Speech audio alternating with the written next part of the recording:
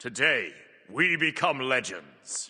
Today's Titan Talk was the showcase for patch OB8, and there's an absolute ton of new stuff coming in this update, so this will probably be a longer recap than usual. We've got God Builder, new skins, new systems, the item specialization pass, and a ton more. There's also Callie, but I won't be covering her in this video as I already have a dedicated showcase for her in-game up on the channel, so you can check that out after this one. I'll link that down below, but without further ado, let's jump into today's Titan Talk recap. First up, there's a new Conquest objective called the Firebrands, which spawn in the Fire Giant pit pre-15 minutes, after which the Fire Giant replaces them. They initially spawn at 3 minutes in and are pretty tanky, so the expectation is that you'll need at least 2 people to reliably kill them quickly. One of the big intentions with this objective is to bring the solo laner into the game a little bit more and pull them out of lane towards the middle of the map, so maybe they will take these with the jungler and or mid. When killed, each of these will drop 2 of the bricks, the pickups that already spawn in the pit, and grant 2 strength and intelligence permanently. On a similar note, the Totem of Ku is getting a minor rework this patch. It no longer buffs minions, instead giving 2 permanent cooldown rate to the player that captures it. This won't be for the whole team, just for that player, but this still sounds pretty insane. If you control the totem for the entire laning phase, this could easily equate to an entire item's worth of CDR by the late game. There's another change coming to Conquest in OB8 though in regards to objectives. This is a new comeback mechanic that rewards bonus gold for objective kills for the team that's behind. This scales up based on how far behind you are. I've never been a huge fan of aggressive comeback mechanics like this, but at least this one incentivizes team-based objective play, which is good. But I know you've all been waiting for this part. Let's talk about God Builder, which is coming in OB8. They did stress that this is the first iteration of the system and they want to get it in players' hands as early as possible. More features and polish will come for this system in the following patches. You access this screen via the God page and you can create a build. The minimum requirements for a build to be valid are a full final build and a starting build. Everything else is optional, but there are ways to add certain counter building options which will appear in their own tabs. And you can add short and long descriptions to them, for example, adding Divine Ruin and saying build against healers. Or maybe for a longer description, you might say build against healers and Anubis and Hades and Mordred, etc. This is also finally a way to view the items in-game without going into practice mode, which is something people have been asking for a long time. You just click on the item slots in the God Builder and it will bring up the item list. There's also a tab stat on the right that will track the build stats and God stats to show your totals at certain points in the build, which is cool. You can add ability leveling orders to the build as well, but it's not necessary for a build to be published. You can also pin a build to the store, which basically makes it show up in the store under its own tab for that God, kind of similar to how Smite 1 managed God Builder. You can also open up the God Builder in match via the store and search for a build to pin if you need a build but forgot to set one before queuing up. When you're done making a build, you can save it and it will then appear in the My Builds list, which will show the build author and what game version it was last updated for, so people can track if a build is up to date or not. And this is because you can of course share your builds and view other people's builds, which is done in the community builds tab, which will filter by the god you're currently on and show up with the most popular and well-rated community builds for that god. You can also make copies of builds, so if you found a build you like for a god but want to change an item or two in it for your own preference, you can do that. You can also copy a build from one god onto another god if you feel like that same build would work for a different god. Once again, they did stress that this is sort of the earliest possible build that they could get into players' hands for this system, and more features, polish, and quality of life changes will come in future patches for God Builder. They specifically said that linking the system into the auto build and auto level systems should come in OB9, which is good to hear. Moving on from God Builder though, next up for OB8 we have Agni's Aspect, which is a bit of a weird one that aims to shift him into a bit more of a basic attack carry direction. His basic attacks with the Aspect on will stack up at damage over time up to 8 times on targets, and when he hits an ability on that god, all stacks are consumed, dealing a big burst of damage. The trade-off for this aspect is that his ultimate just does reduce damage flat. As with previous aspects, this one will launch 1 week into the patch cycle on the Monday after the patch launches. Moving on though, next up we have 3 new items that are coming in OB8. The first one is Tearfing, which costs 2600 gold and comes with 50 strength and 10% attack speed. The passive grants 15 bonus physical damage on basic attack hits that stacks up to 3 times plus 1 stack per 10 levels. So basically at level 20 this can stack for a total of 5 times for 75 on hit damage. Rage is coming back in this update as well and costs 2450 gold and comes with 30 strength and 20% crit chance, with the passive basically being the same as Smite 1. You gain 5% crit chance on kill or assist on a god up to 4 stacks, at which point the item evolves, gaining 10% bonus crit chance, so in total the item gives 50% crit when fully stacked. And the final new item for OB8 is Ancient Signet, which costs 2600 gold and comes with 75% 125 intelligence and 200 mana, with a passive that grants 20 plus 10 per level bonus magical damage to your abilities with a cooldown of 20 seconds. This cooldown is reduced by 2 seconds for every minion kill or assist. That's it for the new items in OB8, but there is of course the item specialization pass to go over, and basically the goal here is to make items feel a bit more situational to where they are really powerful in certain scenarios or to counter certain things or with certain gods or items, but less generically powerful when thrown randomly into any build. There's over 30 items that are getting changed in this pass, so I will be pretty brief when going over them here, but let's jump in. Bancroft's Talon's passive lifesteal has been increased from 10% at max to 20%. Berserker's Shield has had its health regen removed, its base attack speed decreased, and its passive now provides a 50% increase to protections from items rather than a flat protection number, and it also gives more attack speed. Bloodbound Book has had its health removed, its lifesteal increased, the intelligence scaling on the health shield also increased, and the cooldown has been lowered, but the cooldown refund on kills has also been lowered. Bloodforge got very similar changes with removed attack speed, more base lifesteal, more strength scaling to the shield, and the same cooldown change. Book of Thoth now provides 20 intelligence and 100 mana on evolution instead of flat penetration. Bracer of the Abyss's max stat count is now 8 instead of 6. Cersei's Hexstone has less health but a lowered active effect cooldown, and the damage is now based on your current HP, not the enemy's, so much better for high HP tank builds. Dagger of Frenzy gets a cost reduction, a strength reduction, but a buff to its passive giving more attack speed,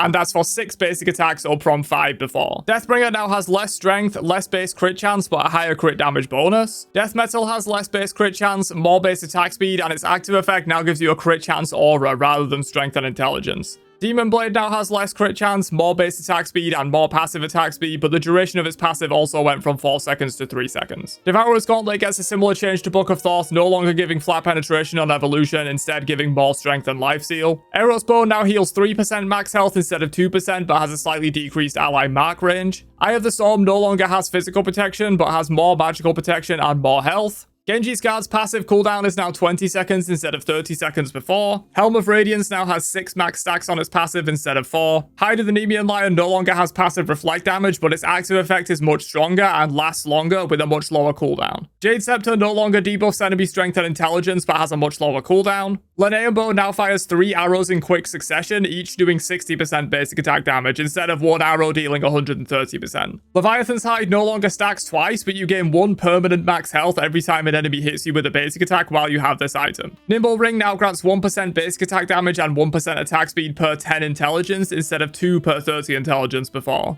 Pendulum Blade gets a cost reduction and a strength reduction, but now reduces cooldowns by 4 seconds instead of 3 and has a lower active cooldown. Kin's Blade now just deals 10% of the difference between your health and your targets. It no longer has any base max health damage. Soul Gem gets a cost reduction and an intelligence reduction, but the passive now has higher scaling and the healing is stronger. Soul Reaver gets a very similar change to Kin's Blade, now working solely off of the difference in health between you and your target with no base max health damage anymore. Spirit Robe now also restores 6% max health over 6 seconds when the passive triggers. Stone of Binding gets a cost reduction, loses 10 of each protections, but its passive has been reworked. Instead of 10 flat shred, it's now 5 flat shred that stacks up to 4 times for a total of 20. And if you have more than 150 item protections in your build, you apply 2 stacks at a time. Transcendence follows along with Book and Devos, losing its flat pen on evolution and instead granting more strength and mana. And finally, for item specialization, Typhon's Fang now has more healing boost and more intelligence from lifesteal. Phew, that was a lot to go over, but hopefully you followed along. I'll link the full document with all of these changes below as well if you want to read over them yourself. As they mentioned in previous Titan talks, OB9 will essentially be a patch to address any issues caused by these changes, but moving on. There are of course some new skins coming in OB8 as well. First up is Cosmic Conjurer Merlin, which is a cross-gen skin. Duke Dandelion and her is coming as a classic skin, so you can finally erect monuments to your opulence. Very cool. Voidworm Kukulkan is also coming as a classic skin in this update, and this one will have prisms, which is dope. There's a white one, a purple one, and a gold and blue one that's very reminiscent of the Smite 1 gold mastery skins. There's also an all-new Smite 2 skin in this update, which is Carnival Kiss Pele, which looks dope. This will also have prisms, but they weren't ready for the show, so we can't see them yet. They will be there on launch, though. They also added a button to play voice lines in the god page that works with skins as well, which is really nice to have. Moving on from skins, though, there's a new feature coming in OB8 called Quips, which are going to be a supporter store purchase. There's no pricing on it yet, but Kilgoon said it's not going to be as expensive as the name colors. Quips are basically equipable voice lines that you can play whenever you want, kind of like global limos. They're basically sound versions of global limos. The first pack has 8 quips, but I imagine they could very easily add more of these if they wanted to. They probably don't take much work at all. There's going to be a change regarding DCs in this patch. If someone has been disconnected for 5 or more minutes, they can no longer reconnect to the match, and you can leave without a deserter. You'll still get the loss on your record, assuming your team loses, which they probably will if they have multiple DCs, but you won't get a deserter, and you'll be able to queue up for a new match. There was also an update to the new movement overhaul. They said they've been very happy with the flash testing of it, and there's been minimal issues, so they're going to push it to live servers tomorrow, which is really cool. They also said that Max will be on for matchmaking updates later this week, which is good to hear. They also said they're focused mostly on the top and bottom end of ranked players right now, where the population is at its lowest, and getting better matchmaking for them. And finally, there will be general balance changes in this update as well, especially God balance aside from the item specialization that we just talked about, but that will be covered on Wednesday's show. But that's it for today's Titan Talk recap. An absolutely massive show today with an insane amount of new stuff coming in OB8. It seems like it's shaping up to be one of the best patches we've ever seen for Smite 2 in my opinion, and that's why there was no time for Q&A for today's show. But let me know your own thoughts on all this stuff down below, and I'll catch you guys for another one later on. Have a great day, and peace out, you nerds.